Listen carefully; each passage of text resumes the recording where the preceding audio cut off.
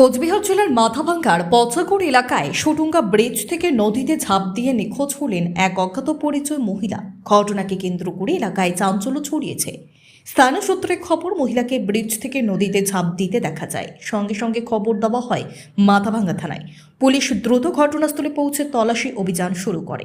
কিন্তু বর্তমানে বন্যা পরিস্থিতি, নদীর অতিরিক্ত জল ও প্রবল স্রোতের কারণে উদ্ধার কাজে ব্যাপক সমস্যা তৈরি হয়েছে। এখনো পর্যন্ত ওই মহিলার কোনো সন্ধান মেলেনি।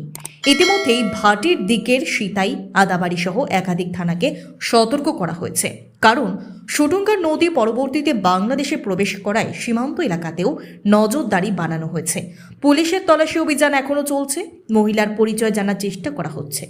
আমার বাড়ি আপনার নাম? রহমান। আপনার বাড়ি? আমার বাড়ি নগরমাথা। আপনার নাম? আমার নাম আমিনুল হোসেন। আচ্ছা, এইখান থেকেই ঝাঁপ দিয়েছে, তাই তো? শোনা যাচ্ছে যে এইখান থেকে ঝাঁপ দিয়েছে। ঠিক আছে।